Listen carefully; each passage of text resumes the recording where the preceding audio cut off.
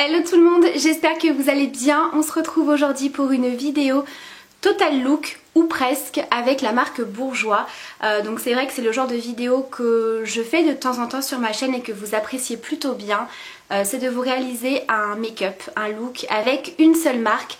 Alors là aujourd'hui il s'agira de la marque Bourjois. Alors malheureusement je n'ai pas pu vous faire le make-up de A à Z avec les produits Bourjois, mais j'ai vraiment utilisé tous les produits que je possédais. Donc il y a des produits teint, des produits lèvres, des produits yeux, etc. Donc j'espère en tout cas que ça vous plaira et je vous laisse avec les explications. Donc c'est parti, pour commencer je vais venir appliquer mon fond de teint et mon anti-cerne. Alors je vais accélérer cette étape au montage dans le sens où je vous ai déjà filmé une vidéo revue avec ces deux produits. Donc je vous remettrai le lien en barre d'infos et je vous mettrai la vidéo dans le petit i. Voilà, si jamais vous voulez voir un petit peu la revue complète et détaillée sur cet anti-cerne et ce fond de teint. Donc il s'agit de la nouveauté qui est sortie assez récemment, c'est la gamme Always Fabulous. Pour les teintes que j'utilise, donc pour le fond de teint c'est la teinte numéro 100 Ivoire Rosé, et pour l'anti-cerne la teinte Ivoire qui est un tout petit peu plus clair et un tout petit peu plus jaune que le fond de teint.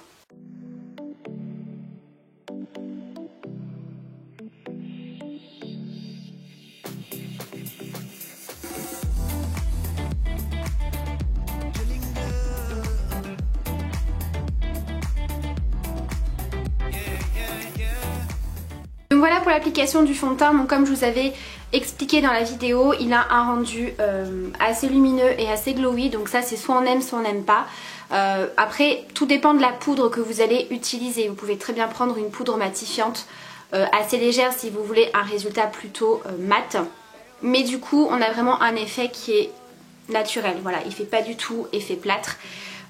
En termes de couvrance, comme vous pouvez le voir, il y a une couvrance plutôt moyenne que vous pouvez moduler. Vous pouvez venir rajouter un petit peu de matière sur les zones ou les rougeurs que vous voulez un peu plus camoufler.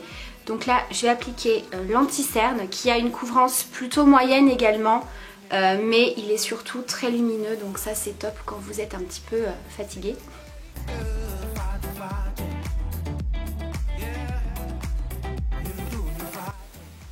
Voilà, je pense qu'on peut voir quand même la différence.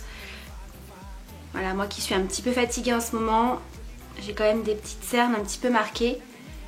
Tout de suite, ça illumine un petit peu le regard. Et donc moi, cet anti-cerne, je l'aime beaucoup justement pour marquer un petit peu plus justement les zones de lumière du visage.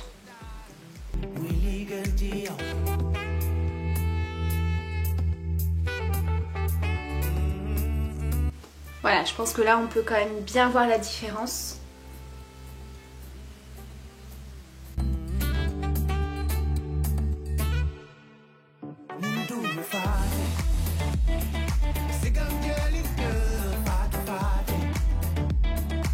Voilà, donc pour gagner un petit peu de temps, je vais aller terminer mon teint en appliquant ma poudre, mon bronzer, etc. Je vais également réaliser un œil hors caméra puisqu'en plus je ne sais absolument pas sur quoi je vais partir en termes de make-up. Je vais utiliser donc en crash test avec vous cette petite palette. Donc pareil, c'est des nouveautés, il me semble que vous en avez plusieurs. Donc celle-ci c'est la Rose Nude Edition. Donc à l'intérieur vous allez retrouver une base à paupières comme ça. Un highlighter, donc c'est un fard qui est plutôt irisé, presque pailleté. Et on a 6 fards à paupières. Voilà, dans des teintes assez nude, rosé, taupe. Donc c'est parfait, je pense qu'on va faire un petit make-up voilà, assorti à mon pull aujourd'hui. En termes de pigmentation, je sais absolument pas ce que ça va donner. Je vais les swatcher et je vous montre tout ça après. Alors me revoilà avec le maquillage, donc voilà ce que ça donne. Alors je suis un petit peu mitigée sur cette palette. Alors pour moi c'est une petite palette qui va convenir plus aux débutantes. Celles qui veulent des fards pas trop pigmentés, faciles à estomper, faciles à travailler, etc. Voilà, maintenant niveau pigmentation on n'est pas sur quelque chose de foufou. Donc j'ai utilisé tous les fards mat. Voilà. En termes de fards irisés et pailletés, c'est pareil, on est dans une pigmentation qui est pas tip top. Donc là on a le pseudo highlighter, voilà, que vous apercevez à peine.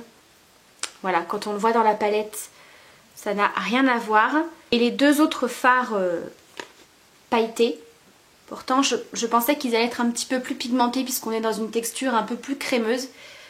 Mais voilà, la pigmentation est là mais pas tellement, c'est-à-dire que là, voilà, quand vous swatchez sur votre main, forcément vous allez avoir une pigmentation quand même plus importante. Mais en termes d'application au pinceau sur la paupière, on n'a pas énormément de matière qui se dépose. Donc en termes de pigmentation, c'est pas ouf. Après, pour ce genre de fard un petit peu irisé, pailleté, etc., si vous voyez que vous avez une pigmentation qui n'est pas géniale au niveau de la paupière, n'hésitez pas à venir humidifier votre pinceau. Là, vous allez avoir une pigmentation beaucoup plus importante. Et là, effectivement, ça va vous faire ressortir le côté un peu métallisé du fard. Voilà, donc c'est parti pour vous refaire ce petit make-up. Mais en gros, j'ai appliqué sur l'ensemble de la paupière mobile et fixe le fard qui sert de base. Creux large, teinte-ci. Creux fin, celle-ci. Coin externe, celui-ci qui est un petit peu plus prune. Et pour accentuer un petit peu le make-up, le fard ici. Et comme vous pouvez le voir, on est dans quelque chose d'assez léger. Voilà, en termes de couleur. Donc c'est parti.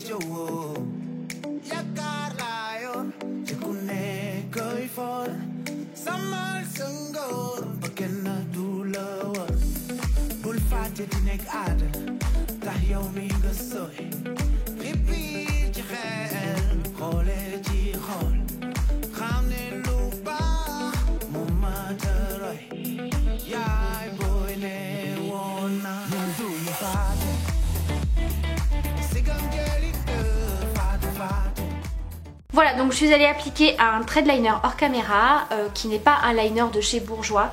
Si jamais vous me posez la question, de toute façon je vous listerai en barre d'infos tous les produits que j'ai utilisés. C'est le liner que j'ai eu dans la dernière Glossy Box que je vous ai présenté dans ma précédente vidéo. Et là je vais appliquer en muqueuse ce crayon noir que j'essaierai d'utiliser une prochaine fois en base pour faire un smoky ou un charbonneux parce que c'est un crayon qui est extrêmement crémeux. Et pour l'avoir déjà testé en muqueuse, il tient super bien. C'est un des crayons qui tient le mieux en muqueuse parmi tous ceux que j'ai pu tester. Il est waterproof, donc voilà, forcément il a une super tenue. Donc c'est le Ultra Black Glitter, puisque c'est un crayon noir pailleté. Clairement, ça ne se voit absolument pas. Il y a peut-être 2-3 paillettes comme ça dans le crayon, mais clairement elles ne se voient pas du tout. Peut-être qu'elles se verront un peu plus, voilà, si je décide de l'utiliser en base comme je vous ai dit. Mais en tout cas dans la muqueuse, voilà, vous ne voyez absolument rien. Il est hyper crémeux, vous voyez, vous passez à peine, il est très pigmenté. Et ça ne bouge pas. Voilà. Donc je vais l'appliquer dans la muqueuse supérieure.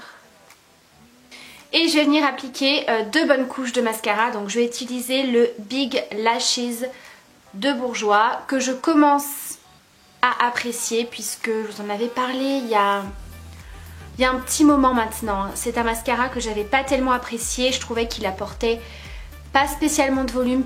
Par contre qui apporte pas mal de séparation au niveau des cils. Vous voyez là je l'ai appliqué. Là je trouve que le produit commence à être un petit peu moins liquide parce que alors ce produit là, ce mascara était vraiment très liquide. Du coup c'était pas du tout agréable de l'utiliser. Et donc là ça commence à être très intéressant. Voilà, une fois de plus comme je vous l'ai dit, les mascaras, soyez un petit peu patiente. Voilà, là, ça fait un petit moment que je ne l'avais pas utilisé, qu'il était ouvert et là ça commence à devenir vraiment pas mal en termes de résultats. Donc c'est parti, je vais en appliquer comme d'habitude 2 bonnes couches. pour le maquillage des yeux. Donc écoutez, moi je trouve ça très joli malgré que les fards ne soient pas super pigmentés, un petit peu poudreux.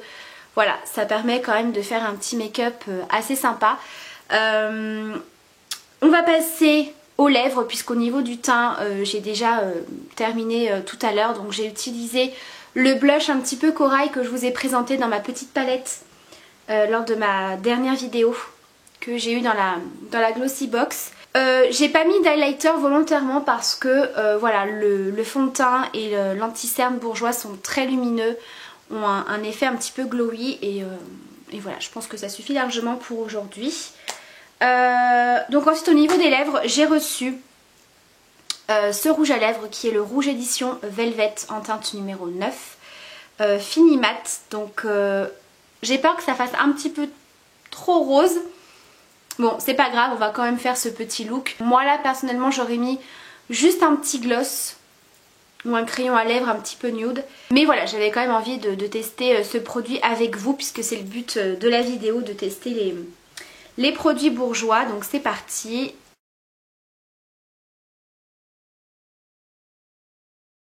Alors j'aime beaucoup la texture. On est sur un rendu un petit peu, comment dire, poudré. Vous voyez, c'est mat, mais ça ne se sent absolument pas sur les lèvres. On n'est pas dans une texture comme un rouge à lèvres liquide mat, où là on a quelque chose de très figé qui dessèche un petit peu les lèvres. Là on est quand même dans quelque chose d'assez naturel et vous voyez, le test du bisou, il n'y a aucun transfert. Donc ça sèche relativement vite et on ne sent absolument rien. En termes de matière sur les lèvres, c'est hyper agréable. Et je pense que ça doit être beaucoup moins desséchant que les rouges à lèvres liquides mat qui ont une texture vraiment liquide et qui restent vraiment en place. Là, l'effet poudré, je pense qu'il va joliment s'estomper. Ouais, c'est pigmenté mais pas trop, c'est quand même assez naturel comme rendu. Donc voilà pour ce petit look tout en rose aujourd'hui. Donc j'espère que cette vidéo en tout cas vous aura plu. N'hésitez pas à me donner votre avis sur les produits de chez Bourjois si vous avez d'autres produits que vous allez tester qui sont sympas. Comme ça je prends toujours mes petites notes pour pouvoir tester un petit peu tout ça. Je vous embrasse bien sûr très fort, prenez surtout bien soin de vous et à très bientôt pour une prochaine vidéo. Bye!